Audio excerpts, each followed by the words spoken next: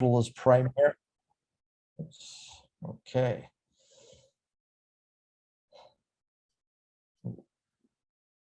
So natural capital is really defined as the world stock of natural assets, including geology, soil, air, water, and all living things.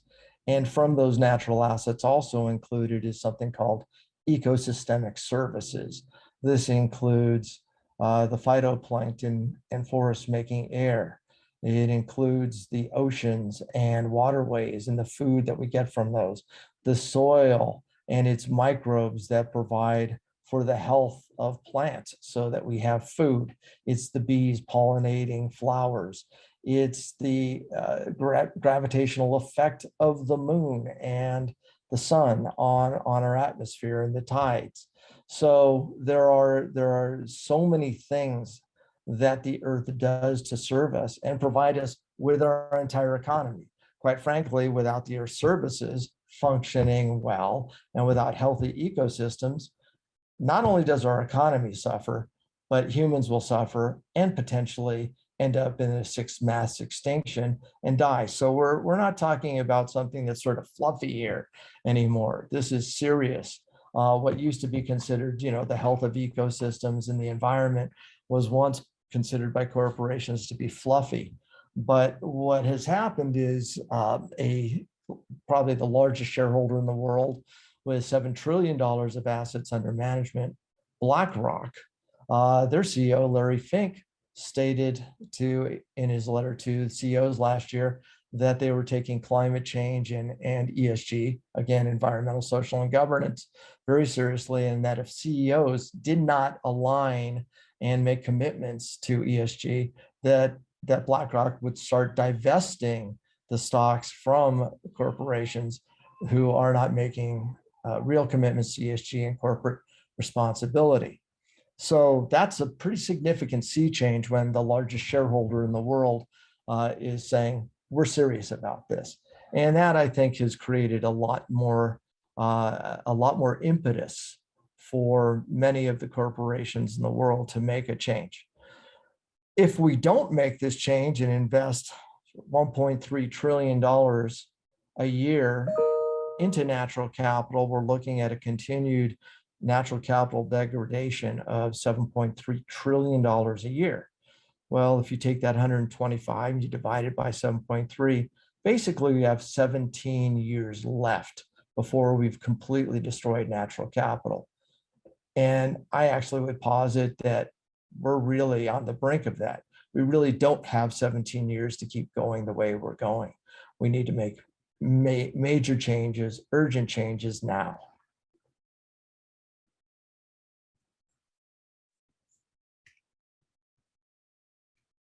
Okay, here's a little slide that just kind of shows how we use our money today and how really a fraction of that money, about 5% of that money, could be used differently to make real changes in the world. And this is just a small sampling of the many dysfunctional and inefficient ways that we use money for the destruction of our ecosystems.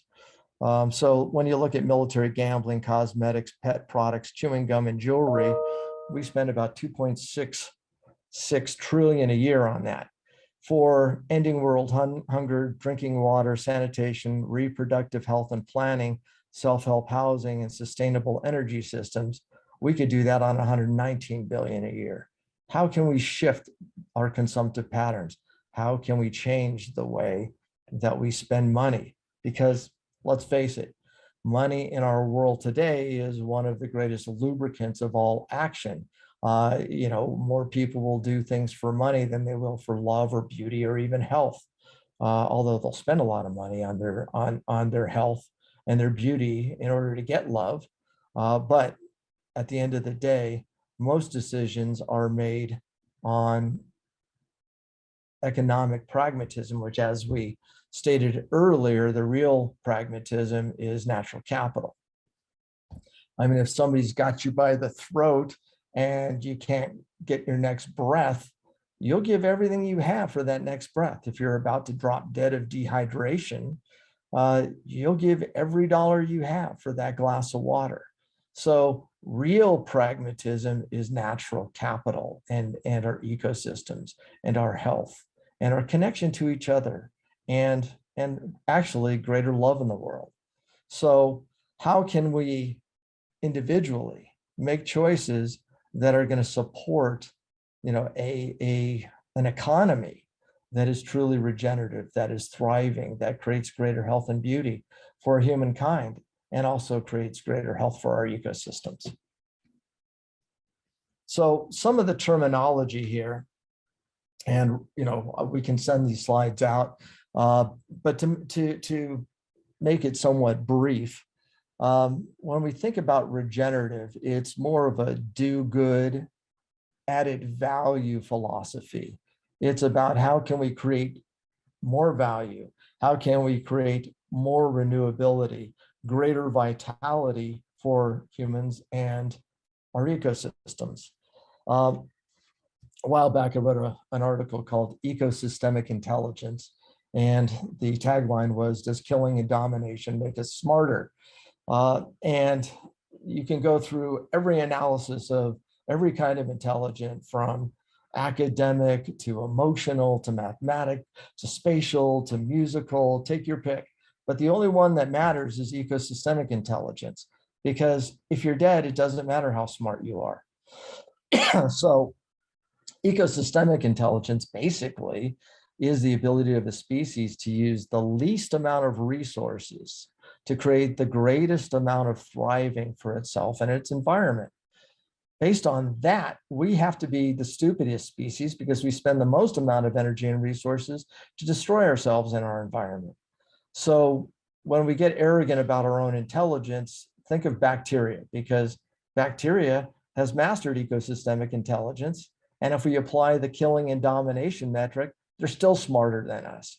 So we need to get out of our way and start learning from nature. And in the regenerative philosophy, it's about looking at living systems. It's about things like biomimicry, or mimicking nature, mimicking life, taking that 4.5 billion years of Earth's wisdom and applying it to solving some of the biggest challenges we have as humans. Sustainability, which has been sort of the hot topic, and we think it's so good, but it's not a do good philosophy. It's a do no harm philosophy. So a mentor of mine, Bill Reed, who's one of the top regenerative planners, designers in the world, said sustainability is just a slower way to die. And after looking at it, if we just continue to do no harm, we're just going to die slowly. We actually have to take the philosophy of doing good. So while sustainability, is a step in the right direction, it's not the complete answer. We need to make a shift across all of our industries, our consumptive habits, our supply chain, and how we live. Circularity sometimes gets confused with sustainability and regenerability. And really what that is it's the way it's primarily manufacturing, design, and supply chain processing to minimize waste and pollutants, and look at waste and pollutants as actual resources so that they can be reused, recycled, shared, upcycled, and that we actually end up with a zero waste system. Now, zero waste may sound really good too, but when you look at biomimicry and the way that natural systems work, nature doesn't do zero. A tree takes in actually waste, for example, carbon dioxide, and turns it into oxygen. So rather than looking at zero, how do we create, again, going back up to regenerability, how do we actually upcycle pollutants and waste? There are mushrooms and microbes that actually will eat most of our waste and can clean land and water, and do it in a way that it actually results in positive products and resources for humankind and for nature. So what I propose is that we move, rather than into sustainability or circularity, we move toward regenerability.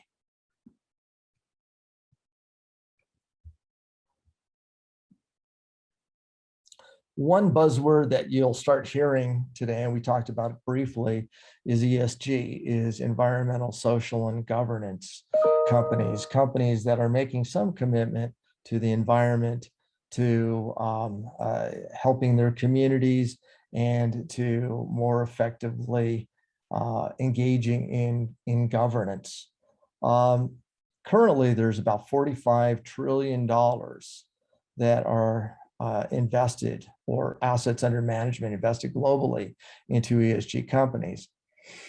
However, it's sort of lipstick on the same old pig for me, because many of the companies that claim to be ESG companies aren't really doing that much to make a difference in their supply chains. For example, United Airlines agreed to put 10% of their fuel, to use 10% of their fuels as biofuels.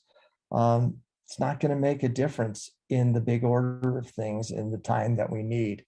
AutoZone,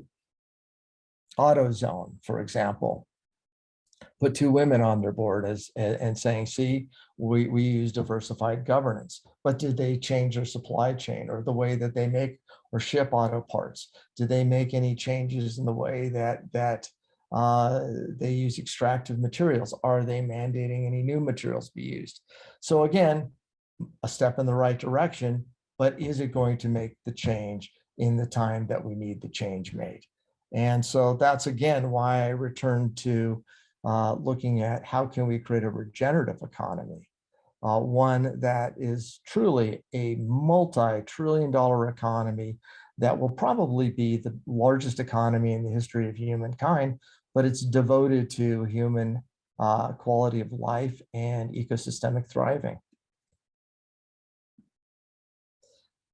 The other thing that that is really become a standard in this space of moving our world forward is the United Nations Sustainable Development Goals. And there's 17 goals, and you can see these here. We don't necessarily need to go through them individually. But a big inspiration of mine is Buckminster Fuller, who said, if you want to change a paradigm, don't fight against the existing system, just create something that renders it obsolete. And so many of these goals, first of all, having 17, and they're all in their own silos, and having worked with the UN, in many ways, they do a lot of good. They convene, some incredible government bodies and leaders around the world to try to solve some of the world's biggest problems.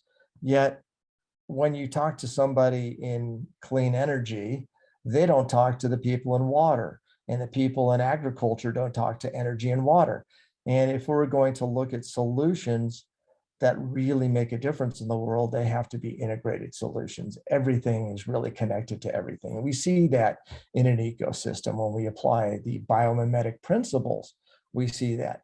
So rather than 17 goals, how do we get these goals down to more manageable size and focus on things that are really potentially integrated solutions? For instance, if we took goal 11, which is sustainable cities and communities, and we just shifted that to wise, regenerative, and resilient cities and communities, and actually built our cities and our city infrastructure right.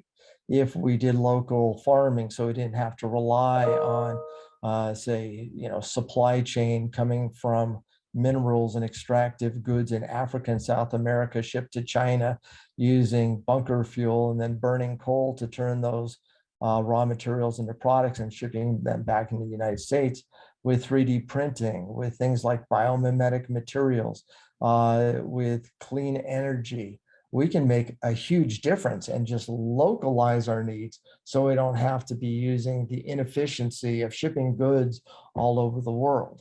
And now we're seeing with biomimetic materials, for example, a company is taking a hemp polymer and applying spider silk biomimicry and turning that hemp polymer into rebar. That is a renewable resource, not an extractive resource, that can be grown locally And the process can use 3D printing in order to make the rebar. So it's much more efficient. It contributes much less of a carbon footprint and greenhouse gases that are causing climate change. So how can we look at the ESG, which is a step in the right direction, sustainability, which is a step in the right direction, and the SDGs, which is a step in the right direction, but get there quicker by more biomimicry, integration, and regenerative approaches. Okay, let's see if we can get this to cooperate. Okay. So one of the things that when you look at really the two most influential factors in humankind, it's two things: our environment, from which our beliefs, behaviors, and culture arises, and innovation. These two things have caused the greatest shift in the least amount of time. Change the environment, we change culture; change innovation, we change culture. So by actually stimulating the regenerative economy and investing into what I call REPs, or regenerative enterprises and projects, by setting up incubators, by having regenerative bonds that actually are supported by the private investing and capital markets of the world, that are supported by the World Banks and the regional development banks of the world, I believe that we can set up wholly transformed industries and opportunities that focus on regeneration, that directly achieve those SDGs, that directly increase quality of life, and also directly positively affect our ecosystems.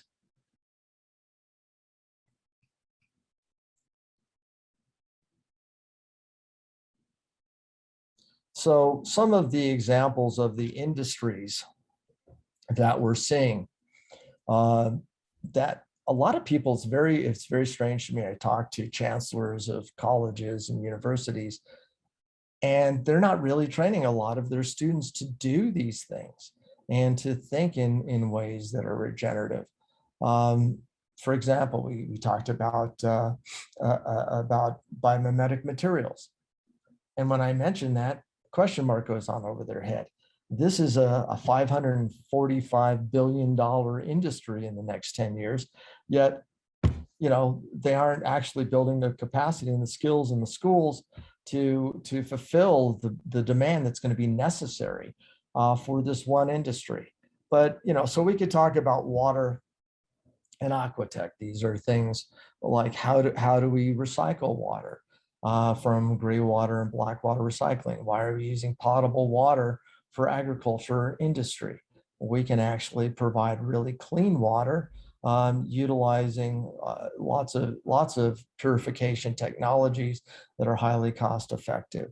When we look at food and agriculture, we've destroyed our soils and our health with things like pesticides and fungicides and insecticides, and it's like genocide and suicide. we're killing ourselves, and we're killing our soil, we're killing our foods. And soil is actually the most rapid way to pull carbon from the atmosphere. And by doing that through agroforestry, especially regenerative agroforestry, we can actually start taking carbon out of the atmosphere and putting it back into the soil where it's highly productive. With seaweed farms, we can take carbon out of the ocean where it's highly destructive and put it back into the soil where it's highly productive. Renewable energy and fuels. Hydrogen is a big focus now, and unfortunately, hydrogen often comes from natural gas and coal, and we need to find clean ways of doing this. So that's called green hydrogen, when we're actually taking renewables and not contributing to carbon in the atmosphere and manufacturing hydrogen using renewable fuel stocks. We talk about bioenergetic soil and water remediation. So here we've got some real opportunities. Generally, if there is contamination of soil or water, what we do is we apply more chemicals to it. It's almost like giving a heroin addict methadone. rather than getting them, to shift their behavior to being healthy and embracing a healthier lifestyle. Well, the bioenergetic soil and water remediation is using, again, biomimetic principles, and looking at how can we use biological approaches and or energy as a way of cleaning our land and water rather than putting more chemicals back into it.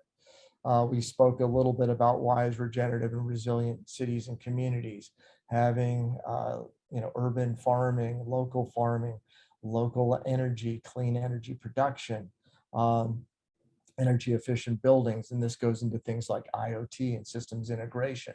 So IoT is the use of sensors and monitors to more effectively and efficiently utilize our resources. Like most of us have seen when we walk into a room, a light goes on, or we put our hand under a sink and the water comes on, so that the water is not left flowing, lights aren't left burning. But we can also apply these things to agriculture. For instance, robotics and sensors to look at, how much water is in the soil, so it only gets watered when it's actually needed, to actually look to monitor carbon sequestration, to monitor microbes, so that we can move beyond this idea of not really having intelligence as to what's happening in our soil or our food systems and our waterways, in our supply chain, and where products are being shipped from, and the cost of energy and the carbon footprint of a product.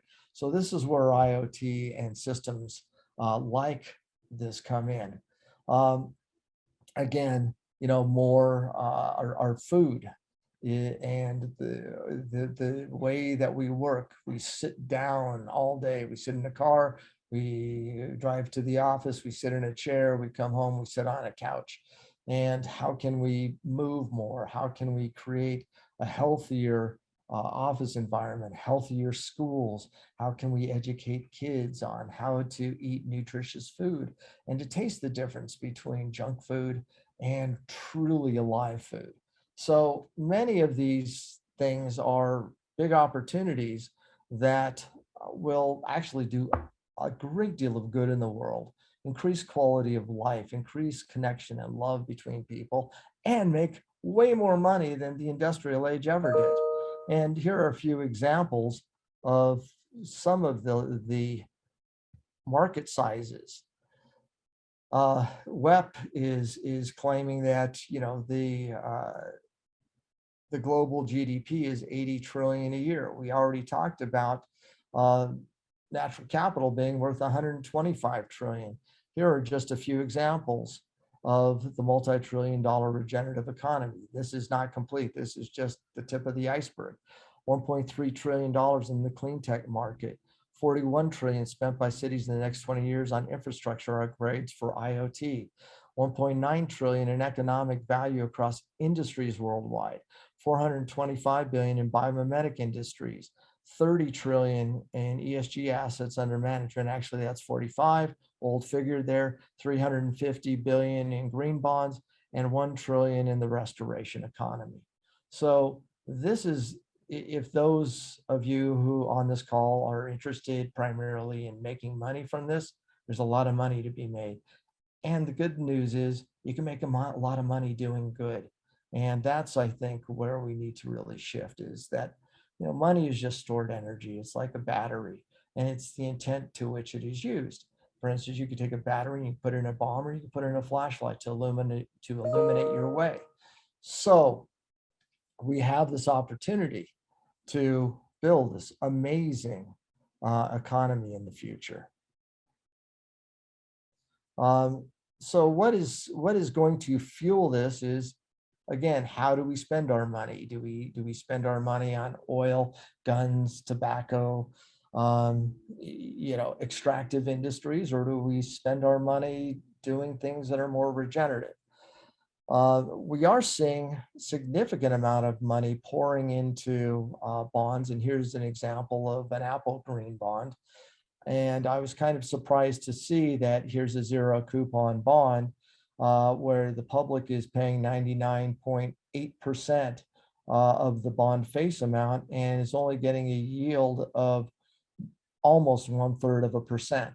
So maybe slightly better than what you'd get at your bank, but still, it's kind of amazing that Apple, although it has great credit, is able to float a green bond that is going to let them use renewable energy, put into green buildings, energy efficiency, water efficiency, recycling of materials, using greener materials, and environmental design. Um, but the cost of capital was very low. And unfortunately, many people are making decisions on how we can use capital more effectively, make more money. And, a lot of people really don't care about the environmental degradation or climate. So it's just about making money. So how do we create bonds and equity offerings for these reps, regenerative enterprises and projects that actually return risk-adjusted market rate returns? And I believe that we can do that. I noticed we're coming up on roughly about 5 minutes before the promised Q&A session. But what I'll do is just talk about what a bond is and what equity is, and the differences for those on this call who may not have that sort of lexicon. So a bond is primarily a loan, generally made by a corporation or a government. But if I were to borrow money from one of you on this call and I gave you a note at interest, that's essentially what a bond is. However, they tend to be a little more complex because they are issued by corporations and governments. And so what we want to know is, what is that corporation or government's credit rating? What is the likelihood of paying back that bond? How is that bond going to be used? Does that bond actually generate, or the funds from that bond actually generate revenues to pay the bond? Is it incremental tax revenues? Is it straight project revenues? Is it, creating greater efficiency for a corporation? Is it compliance with their need to buy carbon credits or carbon offsets? So how that's being used, how it's going to be repaid in credit generally determines the interest rate.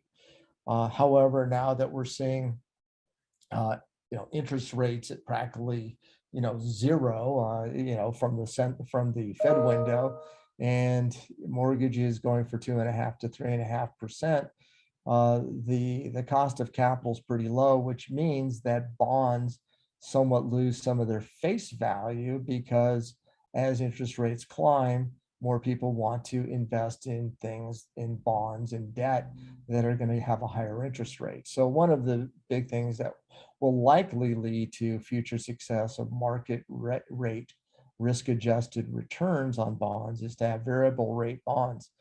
However, one of the things that we can do is to use an ecosystem of stakeholders. So, for example, the UN wants to achieve the SDGs. They are tasked with that. They generally don't loan funds, but part of the intergovernmental agency organizations are the World Bank and the regional development banks. Generally, they have AA or AAA credit, and they can use credit enhancement or guarantees to lower the cost of capital for governments and corporations who are actually doing regenerative enterprises and projects. So what happens is if we have a higher rating on the bond, lower cost of capital, that means that more projects actually that are regenerative can happen.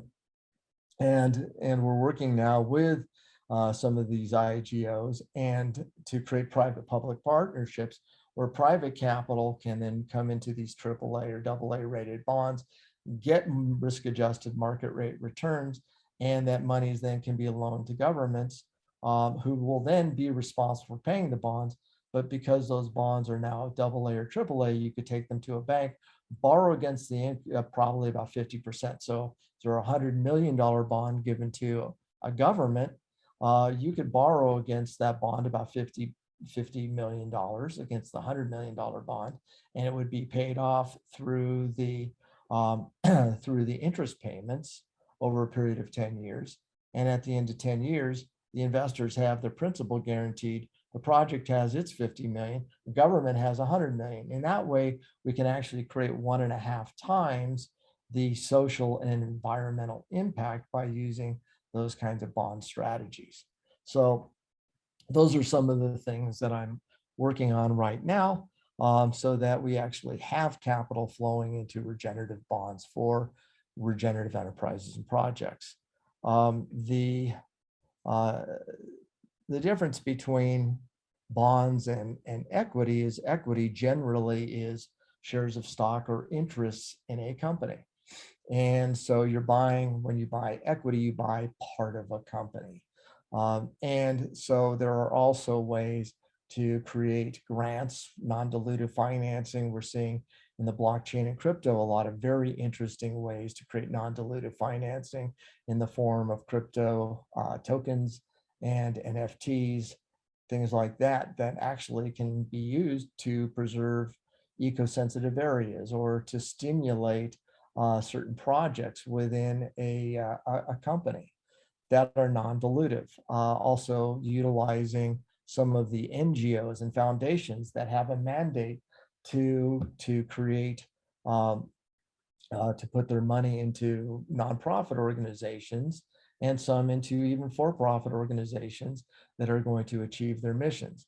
So anyhow, the idea behind the equity instruments is much the same ecosystem, a little difference in what the purchasers are getting. Are they getting a bond with a repayment, or are they taking an equity instrument with a little bit more of a gamble that the company is going to succeed, have an upside and an exit, yet generally through an IPO or an M&A, or if it's an LLC, through distributions back to its equity holders.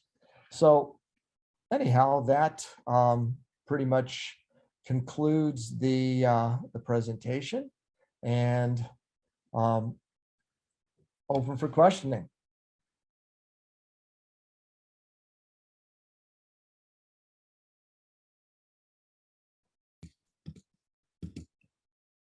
So we have about 15 minutes allocated to Q&A. Sean,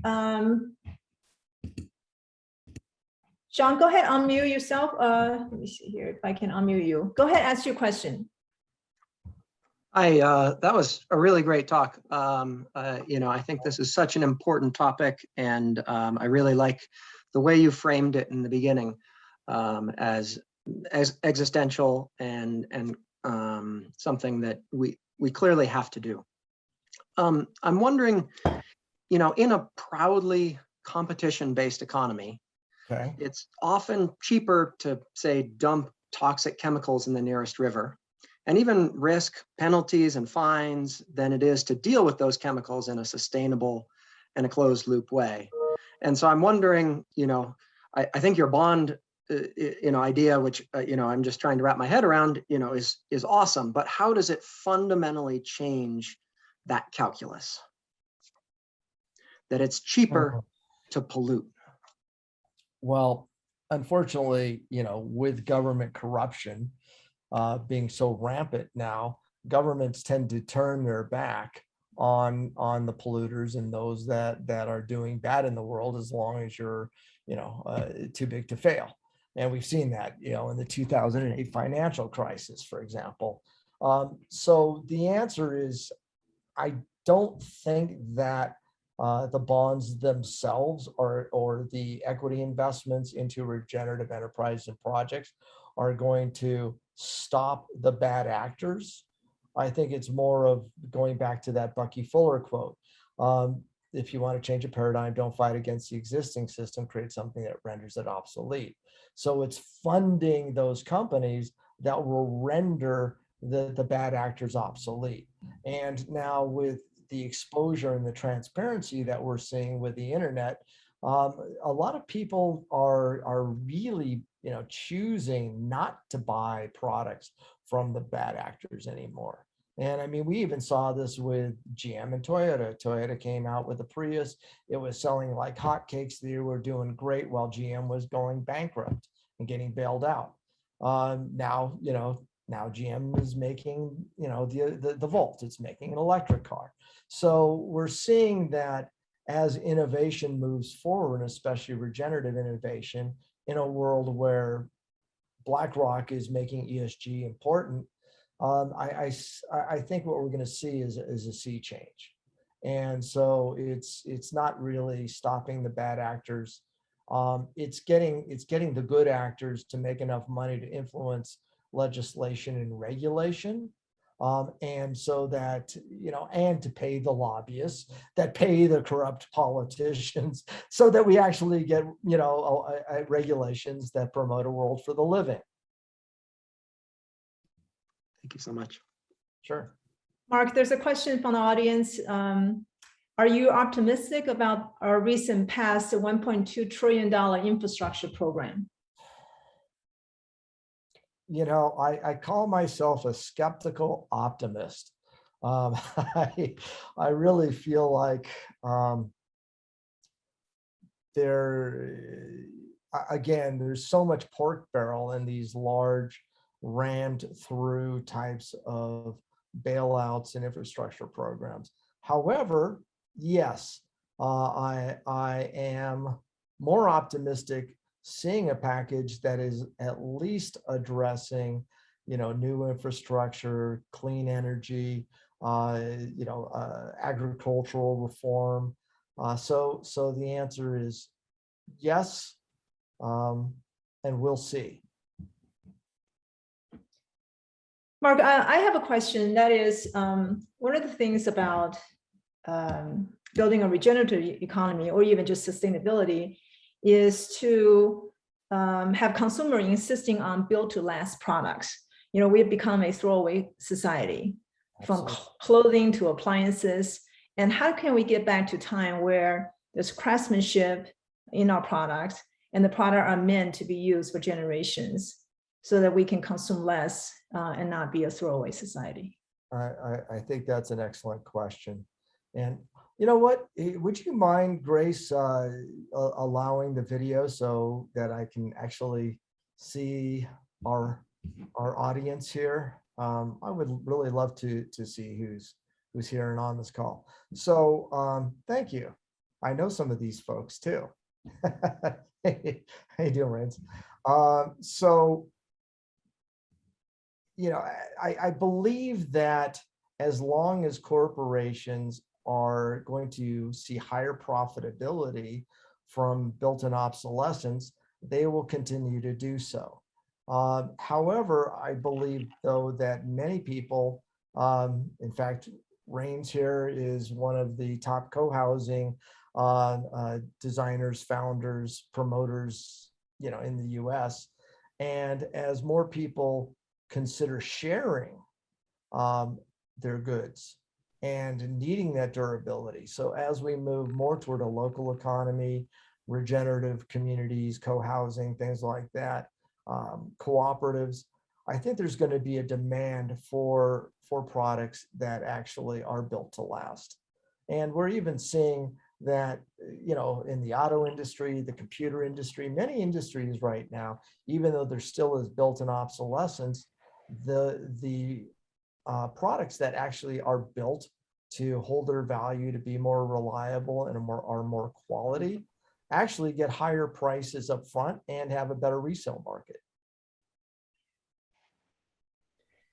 But I'd like to hear what the audience has to say about, any sorts of solutions, or you, Grace, too, any solutions that you have to make, to create a greater demand for, again, it's all supply and demand, to create a greater demand for built to last products. Yeah, I'll just give a quick answer. I think it is a lot to do with consumer education. You have to look at value and not just price. And sometimes, I'm willing to pay more for something that I know is more durable, that will last a longer period of time. But then there are times where consumers don't have a choice. For example, if you take major appliances right now, all the repairs are done for appliances that were built in the last 5 years. You can have a washing machine or a dishwasher. My dishwasher just broke. It's only 1.5 years old. And it's not worth it to fix it, which means I have to buy a new one. And that old dishwasher will probably go to the landfill. This is the kind of thing where I think consumer need to demand more durable goods. Okay. And in fact, when I was in industry, we used to sell enzymes to detergent makers, and it is known for appliance manufacturer to know that usually most household will not buy a washing machine, but every 20 years. So they make it so that now you have to buy a washing machine every 5 years. Yeah.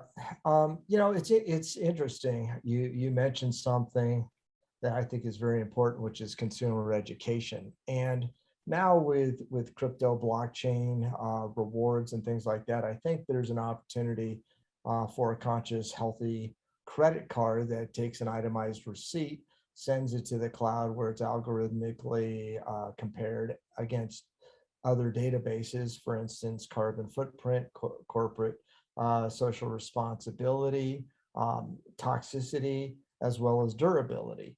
And so basically you would get rewarded when you've made those conscious purchases. And there could be on your balance statement a deduction when you make unconscious purchases. And for those that are going to look at their deduction and go, what is this? And they're going to find out, oh, toxic, I bought a bag of Cheetos and it's got, GMO corn and high fructose corn syrup and sugar and carcinogenic dyes from a company that basically may not really have a whole lot of corporate social responsibility.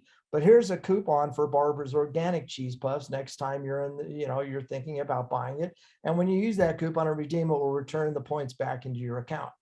So, it's not only the education, but, sort of a reward and gamification that helps people to make those conscious decisions where they feel rewarded for making them. They learn why, points are being deducted from their balance sheet. I think we have a number of other questions, and we have one from Matthew Rockwell. The early phases of regenerative startup. I was wondering if you have some advice and strategies on how a regenerative startup can find capital.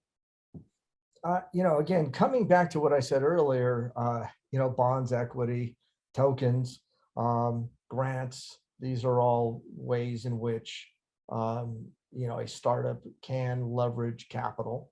Nothing has really changed that much. I just think that you're seeing a greater appetite for ESG regenerative companies that are actually doing some good in the world.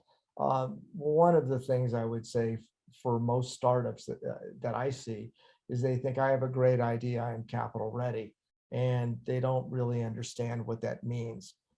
So a lot of the times, if you are a high net worth individual in an angel network, a venture capital manager or analyst in private equity, whatever it is that you're investing in, if you have a lot of capital, you're seeing a lot of deal flow.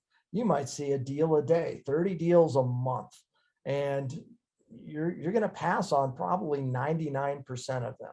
How do you make it through that gauntlet? How do you get somebody's attention as being a startup that actually has promise? And generally, it's going to be management team. It's going to be, did you really do your market research, and do you know your market? Do you have a clear sales and marketing plan that's going to, that's going to show how you're going to capture your market, how you're going to get your customers? Are your pro formas based on actual real market data? I recently had a conversation with a CFO of a company, and they were making organic hand sanitizer from green waste. And I said, oh, that's a great idea. And they said, we're going to do $1 billion in the first year. And I'm like, what?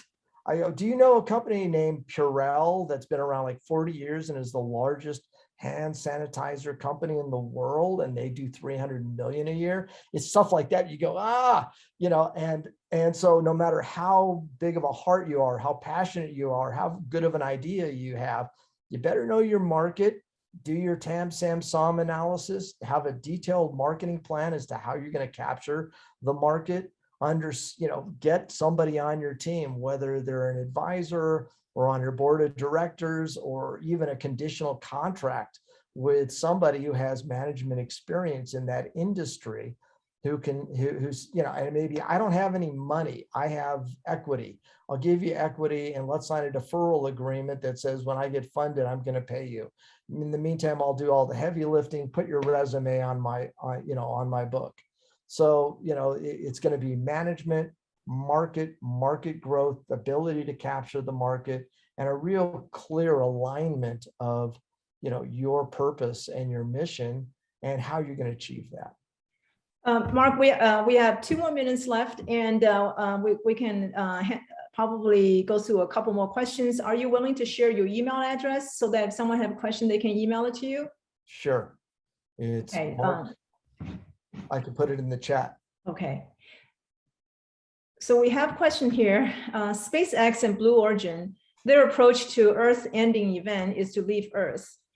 How much credit do you give to their concept? Do you consider space the frontier as a high regenerative program? I don't see it as regenerative unless they start using, you know, biomimetic materials on their rockets and clean fuel. And my sense is, I don't want to live on Mars or the moon. I love planet Earth. It's amazing. It's a miracle. It's beautiful. You know, like you're worth $100 billion plus. Maybe you want to just stop screwing around with space and actually put it into, you know, making this planet more beautiful. However, I think there's a libertarian sort of philosophy here that, you know, our governments are so corrupt, our systems are so bad that they'll never change, we'll never get out of this. We need to go somewhere that's unregulated and start over again. And, you know, I'm not optimistic that these guys through their space programs are going to save planet Earth. But I hope they have good intent. I hope that they actually use some of their wealth and their power and influence to do something good to create greater love and connection and beauty here on planet Earth. Because through a lot of reflection, I realized that when you unpack all social dysfunction down to its root causes, it comes down to fear and disconnection. You know, antidote, more love and connection. And, you know, some of that stored energy, that stored monergy may be used to create greater love, beauty, and connection between humans and our planet. Okay, so it's 2:01, so we want to be on time, and thank you everyone for joining our talk today. And if Mark did put his email address in the chat room. If you have some other burning questions, you can email Mark. Mark, thank you. Thank you for sharing that great presentation, and it's very thought-provocative. I think it certainly will motivate for us to start thinking big and how we can transform toward a regenerative economy. Thank you, everyone, and have a good afternoon. Thank you, Grace, and thank you all for coming. It was great seeing some of you that have been in my life for a while, and also I'm looking forward to connecting with those that I haven't met yet. And thank you all for attending. Appreciate it.